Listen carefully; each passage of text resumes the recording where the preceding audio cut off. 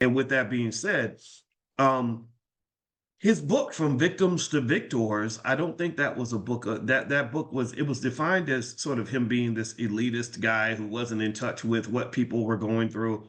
And I didn't see it that way. I saw it as him saying, "You're special, we're supposed to be extraordinary, we're supposed to be great. What's wrong with us telling ourselves that we're supposed to be great?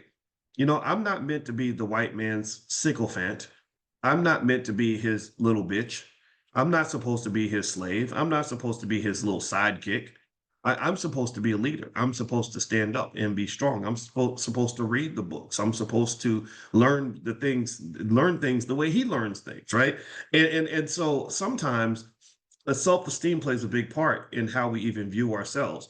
And so even financially, when I lay out the 5-year pledge, or when I laid out Project 2070, which we're in year 12 of that, I told you in 2013, Project 2070 was basically a formula I put together. Remember, I'm a financial scientist. I have a whole doctorate in this. I said, if I can get 1% of the Black community to listen to me on this, I don't need 10%. I don't need 100%. I ain't gonna get 100%. If I get 1% of Black people to listen to me on some key ideas when it comes to economics, by the year 2070, we will have a segment of the Black community that will be seen with as much power as the Jewish community has when it comes to wealth, because wealth is a cumulative process. It's a matter of deciding which part of this society you want to be positioned in. Do you want to be in the power position, or do you want to be in the victim position? You have to make a decision. So with that said, that whole plan was really built on a belief in Black exceptionalism. It was built on this understanding that, hey, we can be better than what we are. We can do better than what we do. We can take ourselves to the next level if we want to. And ain't nothing elitist about that. There's nothing arrogant about that. There's nothing inappropriate about that. The only thing that's inappropriate about it is that people want you to know your place.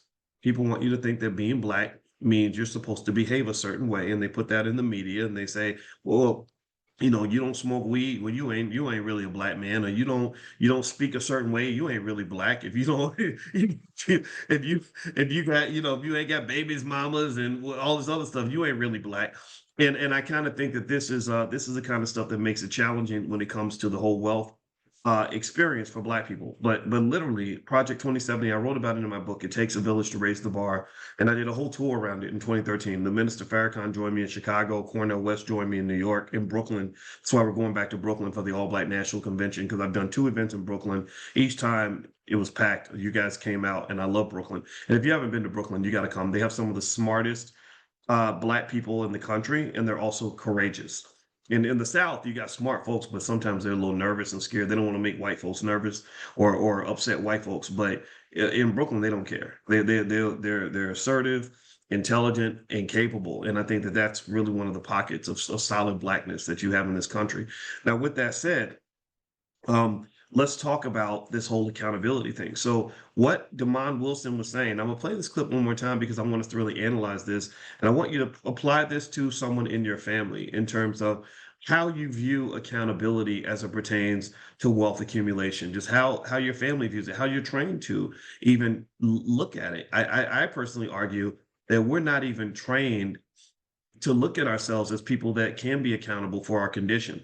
I think that we are trained to believe that we are products of our environment.